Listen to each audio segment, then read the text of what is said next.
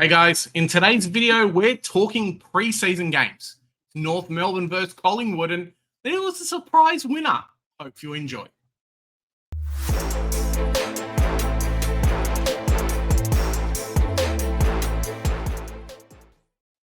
Joe, when I woke up this morning and I was like, Collingwood versus North Melbourne at 10 o'clock, I did not expect North Melbourne to win. I have to tell you what, I had in my heart, if we lose by a few goals, if we don't get slaughtered, I think we'll be all right. But we came away with a win. I don't know how that happened.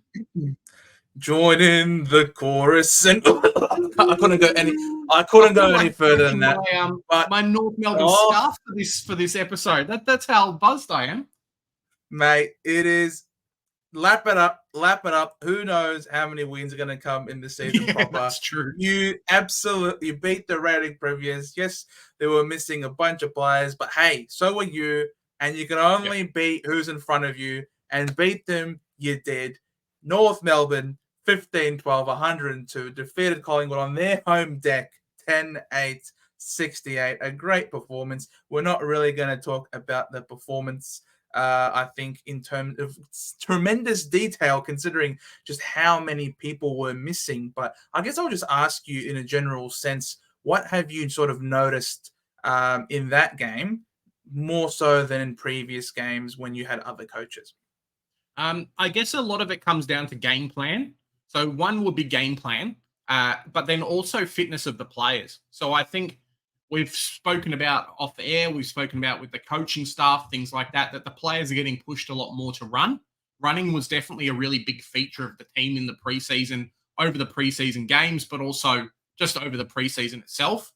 North Melbourne was always known as like the three-quarter bludgers, right? You play for 3 quarters and then the fourth quarter, we just get smoked. Or 10 minutes left to go, we've run out of energy, that's it. With a lot of younger bodies, we've tried to put in that, hey, we'll play the full 4 quarters. It's only the intra-club, so of course it doesn't matter too much. But it's nice to see the guys actually competing for that period of time and maybe not getting as tired as we would have done in previous years. And it was a pretty hot day today, so I think that also 35. and the sun was strong, so I think that also adds a little bit more of what you're talking about in terms of increasing their running capacity and being able to run out the game. And I definitely could see it. You guys were definitely trying to run and handball, overlap running, having someone run past to sort of break some lines and attack the defenders. So that was really impressive. And I wonder, if we see a bit more of that in the season to come, that you guys might surprise a few people. I think that's what's going to happen. That's definitely the game plan that we're going for this year, is that run and carry. I think the game itself has moved to a much faster type of game than what we've seen previously. Collingwood were fantastic at it. Brisbane are fantastic at it. Kind of 20 seconds of transition between the back line and the forward line. If you can master that, if you can do that really well, then you're on to a winner. It just catches people off guard, and obviously that happened to Collingwood at parts today. It's definitely what the players are trying to do. If we can do it in actual games is another thing coming, but there will be games this year where, like, Hawthorn last year took some games off a few teams, but then also lost a couple of games by really small margins. North Melbourne at least were in the game for periods of time. We obviously got beaten a lot, but I think that's going to go up a little bit, and then the losses and the margin for the losses may go down a little bit, depending on how well our backline kind of gels as well. Yeah, I know it's a bit of an issue at the moment. Yeah. So that is our little wrap up of the game in general. We now move. It was a tale of two halves, and we'll go through like the stats and things like that, talk about the players. But when we talked about the Melbourne-Richmond game before, they basically played seven parts, right? The first 4 were the actual game, and then the VFL, the other parts, the other 3 parts. This game definitely seemed the game of two halves. The first half of the 4 quarters were very competitive. And then the second half, it was a little bit more of a blowout, because I think North Melbourne, not so much, but Collingwood definitely said, hey, some of the more reserve players in our team, the guys that might be on the second half of the best 22, you guys play, and then we'll rest some other people. So, yeah, just to kind of preface that in today's game. Yeah, 100%. And so with that, we'll now move on to the North Melbourne players, seeing as they're the team that won, we'll talk about the North Melbourne players from a Supercoach scoring perspective. Yeah, And we it was start off. Yeah. it was a very interesting game. Yeah, it was. And we're starting off with probably the guy who was best on ground, and a lot of people are absolutely raving about him. And no one was entirely sure what they were supposed to do with the news of Sicily and what's going to happen at the Hawks. I think this guy's ownership is absolutely just starting to rocket up and up. And I think a lot of people are moving from Sicily to Shazel for good reason. What's his ownership at the moment? Just press the X and we'll have a quick look. And I'll tell you what his ownership was before the game started today. So Harry 21. So before the game started today, I believe he was on 8% before the game started. So he's jumped up like 13%. After the game, it was 12, and this was like 12 o'clock this afternoon. Now it's 21%. We spoke about at the start of the episode how it was a tale of two halves. Harry Sheezel in the second quarter, I think he got about 50 Supercoach points and just dominated. Just watch it. But overall, the guy had 42 disposals and 144 Supercoach points. Like, it's basically carrying on from what we saw last year, and all we needed was confirmation of that. He was sharing kickouts with a couple of other players who we'll talk about shortly, but Harry Sheezel, if he wasn't taking kickouts, he was around the ball. If he wasn't around the ball, he was using transition, putting the ball from the back line to the forward line to the midfield and setting up goals for people. Was getting CBAs. Like, this kid's phenomenal, and I think he almost becomes a must-have with that goodbye round as well. Yeah, and he was playing a bit, sometimes on the ball, sometimes behind the ball, mostly behind the ball, to be fair. And I think every time North Melbourne try to switch up a play, it almost always go through him. He was such a great ball user, very as we know and love. This guy's very efficient when it comes to his ball use. Him and then a couple of others also really shone off that half-back role in particular. And we anticipate that North Melbourne's going to get a bit of supply in the back line during the course of the season. And it just obviously just screams more stonks for Harry Sheezel. So at 556K, very worth the selection, I imagine. I think so as well. You do say, like, getting more supply from that position. But I think also it's not even like, hey, North Melbourne are going to get slaughtered, so that's why all the supply's there. It really did feel like the game style is get the ball out of the defense, chuck it forward, and just run with it and distribute it that way. So if we're playing an attacking game off halfback, hey, look, who's playing halfback? Like, it's very good for us. I think we're going to go slightly differently because we're talking about this attacking off halfback. We're not just going to go horizontal. I think we're going to continue this theme of attacking off halfback and talk about this guy. Because I think Zach Fisher was also used a lot for that offensive running. I was obviously really interested to see how he turns up, having had two hamstring injury, two hamstring awareness or concerns during this preseason. And I wanted to see how he, McGurcher, and Sheezel would all line up together playing that halfback role. And it seems like if Fisher's back there, it looks like McGurcher's the one who doesn't touch the ball as much. Whenever Fisher's the one who's got the ball, and if McGurcher has it, then it's not Fisher.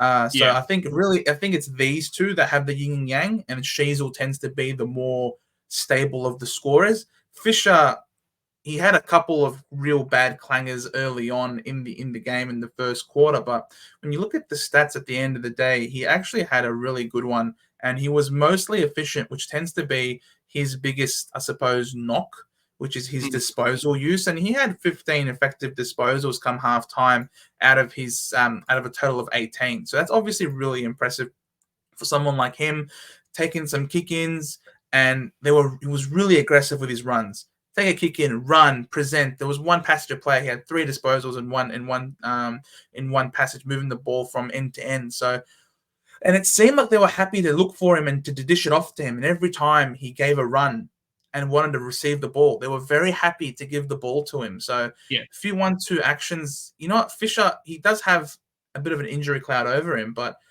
if he has that role and if he can stay fit for just a little bit, then the scoring output we can get from him is unlike any other forward apart from a Flanders, for example. Yeah, one of the big things, just touching on what you were saying, was the efficiency in the first quarter wasn't great. But it felt like watching the game, he was trying too hard. A lot of the club were trying to do like really quick passes. You saw a few kicks going over people's heads, that thing, and it really got tightened up and cleaned up. Like quarter time break, and then second half or second quarter, like they just went bang. And we saw that in the discrepancy. I think we scored like 6 goals unanswered, and then it was on at that point. So I think Fisher, once he gets a little bit more into the game plan, because he didn't play the intra-club game, right? Like this is his first kid out with North Melbourne. Once he realizes he doesn't have to bomb it long to be a good player anymore, and he can just do little kicks and then run, I think he's going to like shore up a little bit more. And one of the big things too is that we've brought him in because he's quick. Like McCurch is fast too, which we'll probably talk about next. But Zach Fisher, we brought him in for his speed. Sheezel will play off halfback. Fisher will play off halfback.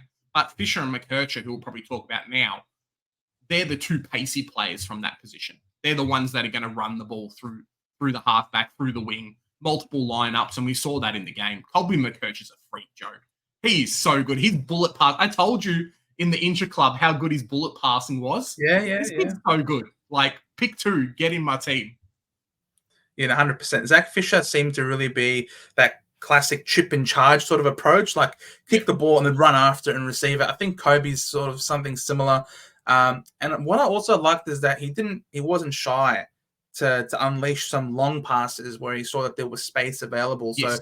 So I thought that he was definitely better at the long pass than a Fisher type. I thought when Fisher tried to go for a long pass, it wasn't really to advantage. Definitely thought Fisher found his mark when he lowered the eyes and hit the short ones. But Kobe McCurcher, I think he has that green light to go either short or long, and he did dash off halfback quite a bit. I think this guy is an absolute lock in everyone's midfields, and if you're not starting him, then you might as well just not start this season. Yeah, pretty much. Like, I don't know what his ownership is at the moment, but yeah, if you're not starting him because of the price or something, that's just how it is. Going off what Joe was saying, let's have a quick look. Quick squeeze. Go down, Joe.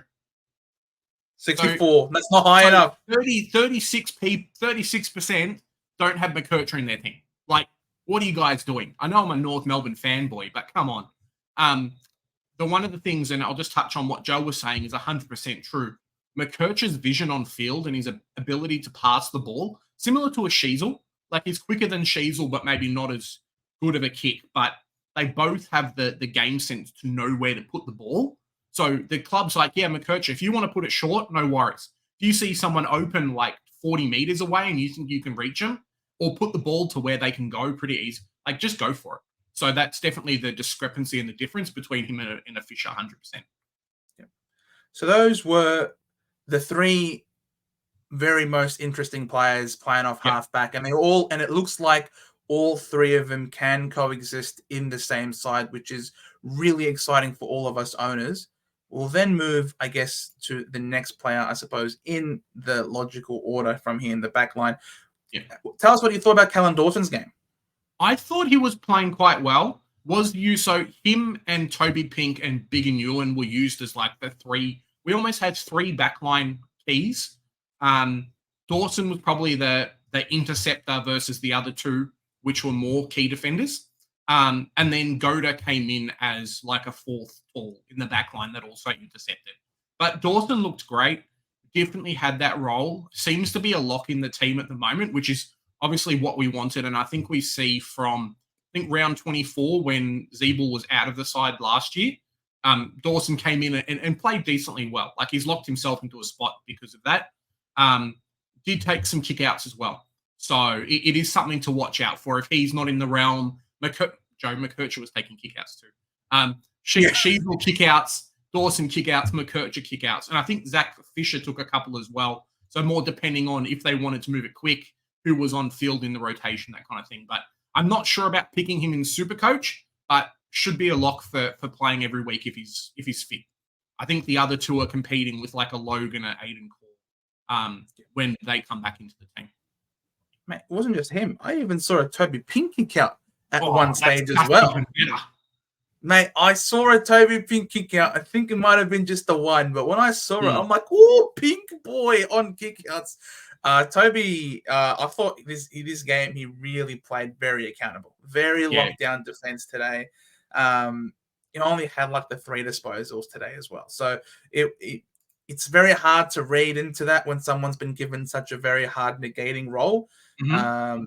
And you know, he had his hands full. I mean, Reef McInnes, who we're going to talk about in the Collingwood section, and Ash Johnson, they both have great hands, and they were just clunking everything. So Toby really had to be accountable and really man up on them. So look, I don't know if he's going to be in the best 22 to start the season proper. And even if he is, there might be some games where he has these types of tasks where he Well, has to I man up really hard. I think he will, like, that's going to be his role because so 2023 he basically won the best key defender like award in the Sandful. So that's the award that he won. So bringing him in to play that role, I think that's where he would play. Um, we need someone else who can do that. He's a little bit undersized. I think he's 194, but he's strong enough that against like your non 200 centimeter guys, you can do okay. Fair enough. So those are the defenders. We make our way into the midfield, and do we have to talk in depth about this guy and how good he looks and why he should be in a lot of people's Supercoach sides? He's just very good. He's only in 15. 16%. He probably should be in about Wow. 30, but I think the price and the injuries and being a North Melbourne player probably scares a few people away. But he was just in first gear today. Like he was just cruising. It was like the intra-club game, just like cool. I'm just getting through it. You know, it's only a practice game, whatever.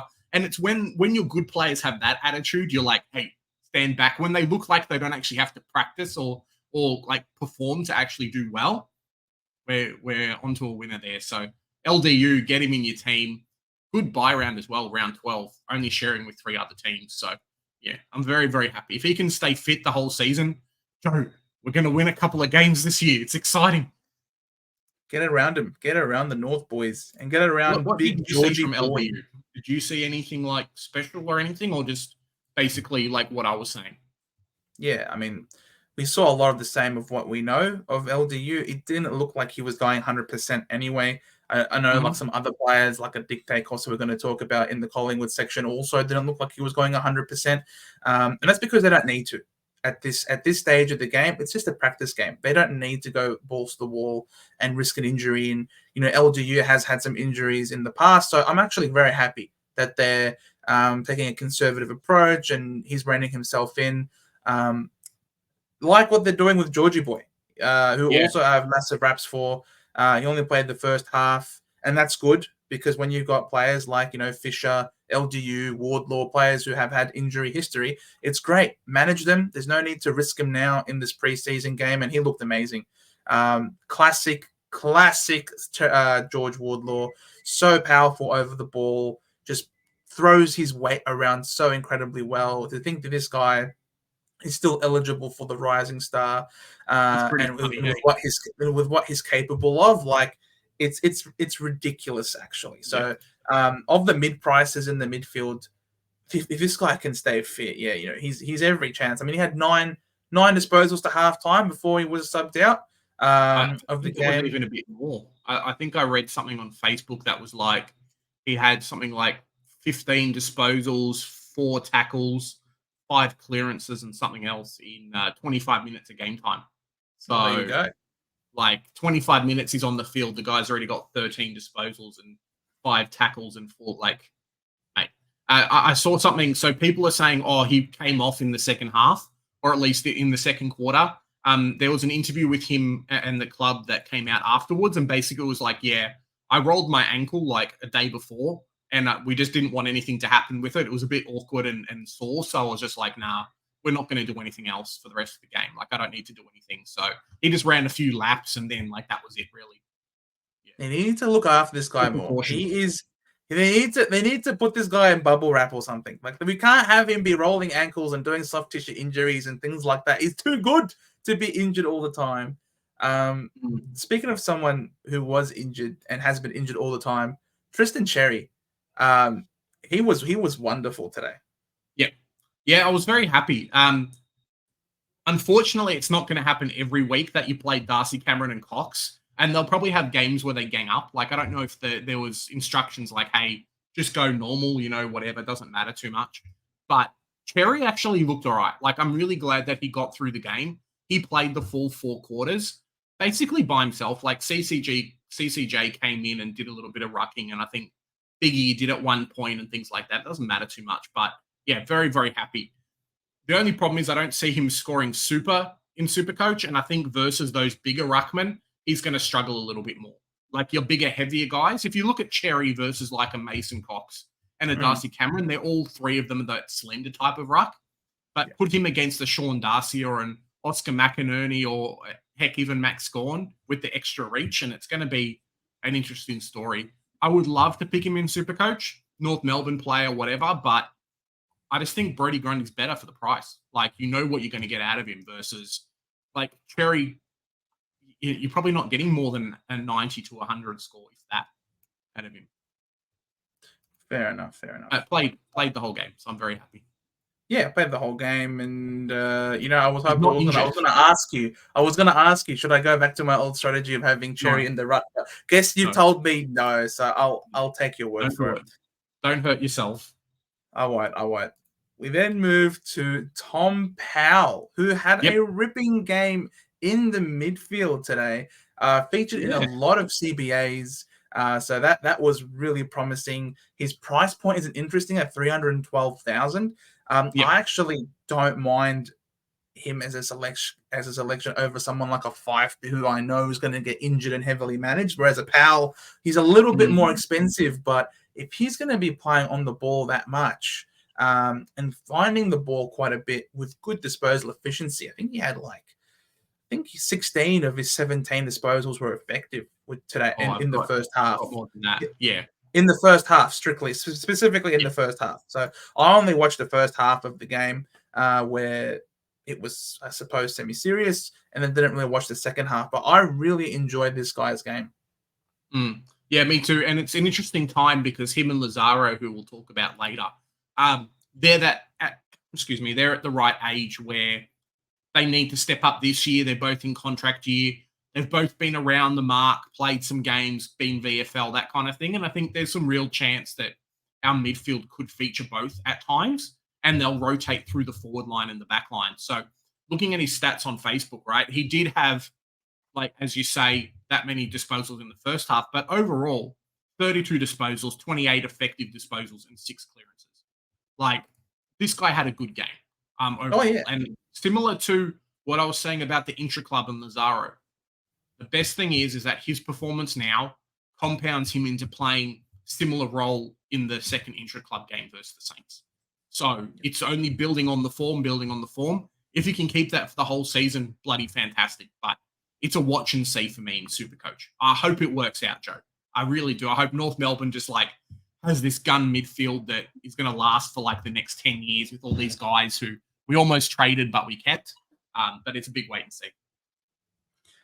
You mentioned this guy, Charlie Lazaro, and I definitely thought that his centre bounce work was a bit better in the intra club when he played. I thought in today's game he wasn't quite as impressive in the centre bounces when he was there, but I thought that he still showed enough to really warrant his selection in the side, because I thought his ball use entering inside 50, that explosiveness when he was attacking through the midfield and kicking the ball inside 50, I thought that was really good and offered a point of difference. So I can see this guy playing in your best 22 on a regular basis, but I just don't think it's going to be that centre bounce heavy role that we hoped it would. I can see this guy playing more high half forward, to be honest.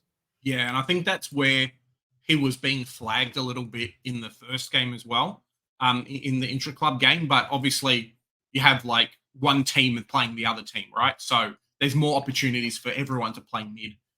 Definitely think that about Lazaro. First quarter, it felt similar to a lot of the team. They were trying too hard. So a few of his handballs weren't going to the right spot. A few of his kicks went over people's heads, that kind of thing. But in the second quarter, it definitely got tightened up a little bit. So I'm not sure if he's going to be a Supercoach forward, but if you pick him in Supercoach, expect him to be in the second rotation of the players, maybe alongside a Jai Simpkin and someone else in the midfield rotation, but not the main like LDU Wardlaw, like Cherry type. Yeah. I mean, he had 12 disposals to half time, 9 of which were effective. So that's still a decent output for a half of serious football, obviously, But I'd be perfectly fine fielding him in your forward line if you have to. We then move to the other guys that are available. Yeah, exactly. Compared to the other guys available, for sure.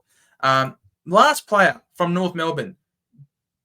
I liked the game. I liked Biggie's game today. Mm-hmm. Yeah, he's definitely come out and surprised a few people. And something that we've been talking about over the preseason, especially on Big Footy and some other places, is just how mobile this guy is.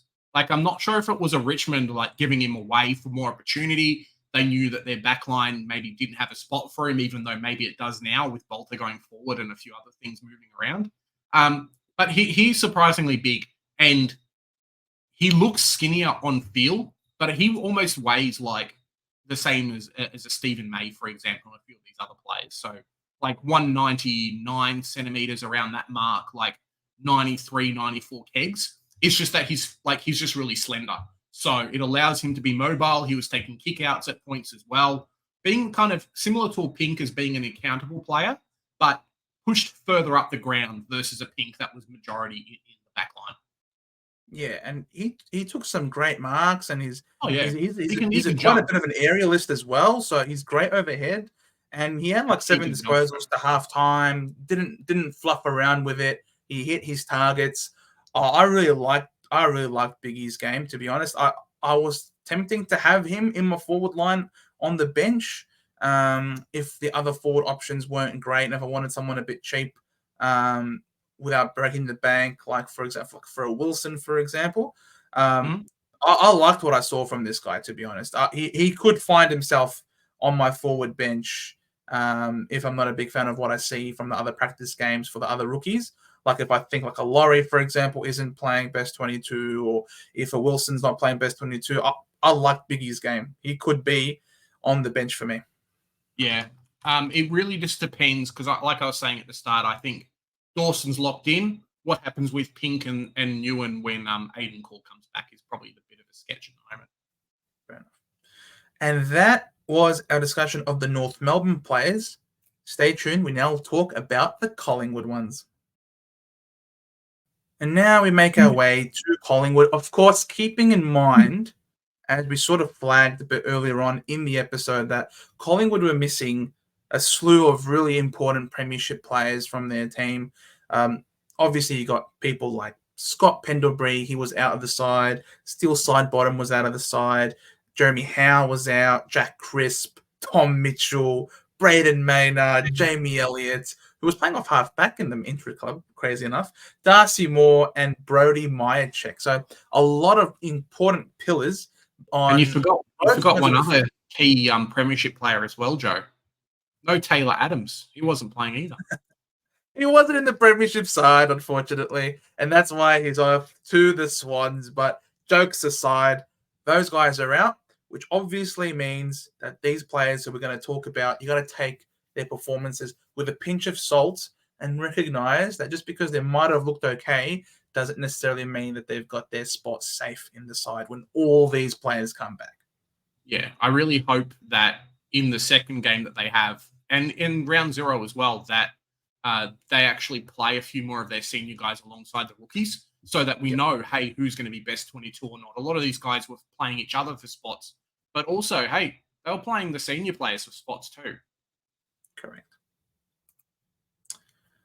So here we go. We start with the Collingwood team, and the first name that we've got highlighted off the bat is Isaac Quaynor, who was elevated to the senior side, not to the senior side, but to the leadership group this year for the first time. And you can sort of see why. The guy plays really well off halfback. He plays great accountable one-on-one defending, but is also really good at knowing when to take off. And there are a few plays where take off he did. He was a great player with a great kick to handball ratio. He had 13 disposals and 11 of them were kicks, which was really great. Mm. Obviously, had some kick-ins as well. That was just strictly in the first half. All these stats that I'm mentioning is strictly in relation to the first half, because the first half was really where the serious playing was taking place, as mentioned before. So Isaac Quaynor certainly had a great hit out. Yeah, and similar to his form in the preseason game, the one before this, the intra-club, Quaynor did actually push very, very far up the ground, similar to a Jaden Short, if you remember him from a few years ago, and was used in some of the transitions toward goals, almost at the half-forward line, the 50-meter line. So something to watch out for. I don't know if he's going to end up kicking a few goals. I think he did in the game before this one, but potentially there might be a spot in our sides if he can keep up that throughout the season. Does he become a keeper? Exactly. That's an interesting price point, though. So you're going to have to hope that he does. This guy, we were hoping to have him as a rookie last year, right? But then that pesky foot of his got in the way. Yeah, he tripped over his foot, and then his foot got in the way, and then that was it. Charlie Dean was all right in today's game. Did take some kickouts and a few intercepts. The only issue I have with him, and hopefully it gets rectified for the next game, was that Darcy Morrow and Howe weren't in the team. So they're normally your backline distributors, your backline interceptors.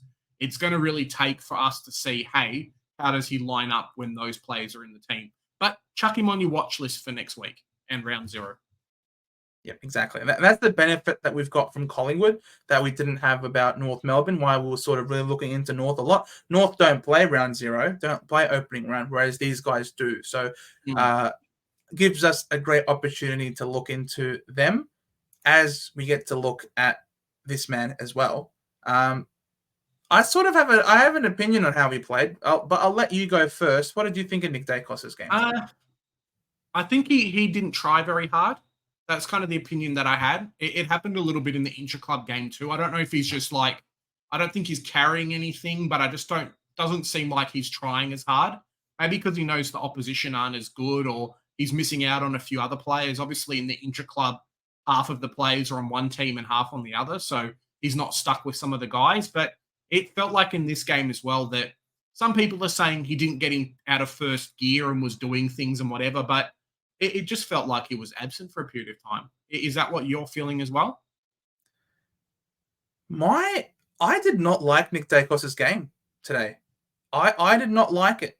I was watching him pretty closely because whether or not we start Nick Dacos or not is a very polarizing discussion, and it either makes or breaks your team a little bit and the structure that you want going into your side. And so, because I understand the significance of having the Dacos or not Dacos, I was looking at him really closely, and I didn't like what I saw sometimes. He really was a bit half-assing it, either just simply being like a moth to the flame and just really getting sucked into the contest, leaving his direct opponent by themselves without he himself trying to impact the game and win the ball.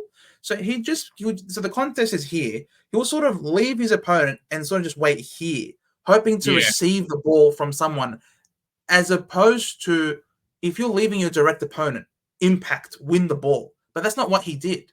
He sort of was. You can't win the ball against North Melbourne. George Warlaw's in there. That's it, mate. You just like stand back. Watch out. Fair enough. Yeah. But like he did it time and time again in that first quarter in particular. Yes, there were some instances where I thought he was a bit unlucky, where he was really close to getting the ball. He might have actually picked the ball up, but a free kick was given against his team and he had to give the ball back to them. And I thought he was burnt a couple of times from teammates as he was running past them, trying to demand the football, but they didn't pass it to him. I don't know, man. I thought he was a little bit sloppy, and I thought he was I thought he tried a little bit. I thought he tried enough because he was tackling, and he was trying to apply some tackling pressure. But I didn't like the way he sort of half-assed trying to win the football. When he got the ball, yes, of course, it was beautiful. But I don't know, man. I think he looks better when he's coming off halfback as opposed to in the midfield. And I know it's not something that we're supposed to overblow when it comes to looking in the preseason. But it is possible to not try overly hard and still look good. Like Jordan De Goey, who we're going to talk about next. he looked sensational, and I don't think he tried overly hard. Whereas a Nick Dacos, I thought he tried sufficiently enough to get a bit more out of himself. And so I've got real question marks over starting Dacos now, to be honest. Yeah, maybe it does come down to a little bit of, hey, we've got to watch out over the next couple of games, Joe, as you flag, right? I mean, Pies are one of those teams, and we're very, very lucky that we can take 2 extra games after this one to kind of watch it. Maybe he doesn't become a must-have, or maybe it's just a bit awkward because they were missing some of those really good midfielders, your Pendlebury side bottom, Jack Crisp, Tom Mitchell, the guys that might have been the ones that distribute the ball to him so he can run around and do stuff. Yeah, definitely something to watch. If those guys don't play, then I'm not starting Nick Dacos, I don't think. Ooh, that's a big one. Big Based on what I call. saw. Based on what I saw, yeah. I did mention this guy. I thought he was amazing, Jordan De Goey. Yeah, he definitely does. It's weird because I look at him and I look at Stringer as being like a similar player, but Jordan De Goey just did Jordan De Goey things, was that burst player from the middle. I hope LDU becomes a better version of him just from the way they play and things like that, but he just beats up on like younger kids. I don't know what it is. It's just like, yep, I'm taking the ball. That's it. None of my other good teammates are in the team, so I'll just step up and do what I want. It's almost like they're holding back a little bit. Yeah, no, I thought he Just was. I thought he was. The piss, you know. Yeah, he took the P155 a few times, and you can tell because he's just launching shots on goal from 60 meters out, 55 meters out, with a strong breeze going on the right hand side of the screen. But I thought he was great. He took some marks around the ground, a couple of intercepts as well. So I don't know, man. I really liked De Goey's game a lot more than I liked Dacos's game. And I'm not saying De Goey's better than Dacos, no doubt about it. Dacos is probably one of the best players we've ever seen in our lifetimes. But I thought that the game today really suited De Goey when he was up against a strong contested ball side. I really liked what I saw. For 539,000, it's a bit tough to justify paying that price. And the early buy. And the early buy as well. Absolutely. Lachlan Sullivan on this. Yeah. He was one of the players that got picked up in their PSD run. And from what reports are saying and what we saw on field, I think he tried to do a few things, but I think he might be behind a lot of the guys who are out and maybe behind a few of the guys who also played the game as well. There's a big difference between preseason, intra-club, and then versing another team. And I think today was one of his worst games. Some people have got him in their side at 102K. Obviously, the preseason hype and stuff. It could work out, but I think he's not on the downhill, but in that second group of potentially could play. Yeah, absolutely. Darcy Cameron, he was an interesting selection a couple of years ago when he was in the forward line and people sort of saw the change in his role. Yeah. And he was very cheap as well. But now he's at 515,000, which is absolutely don't pay up for this guy. He did not look great, and he certainly did not beat Tristan Cherry today. So if you can't beat Tristan Cherry, then get the hell out of my face. You are not in my Supercoach team. Yeah, like to the point where I might not even pick him if I was in draft. Like I might just go for like a Matt Flynn or someone else and be like, cool, Darcy Cameron, no thanks. Agreed. It was awkward too because it felt like Mason Cox was the number one ruck, and then Cameron was relegated to playing forward and then rucking sometimes. And I just don't think he can do it. No, he can't do it. He can't do anything, Darcy Cameron.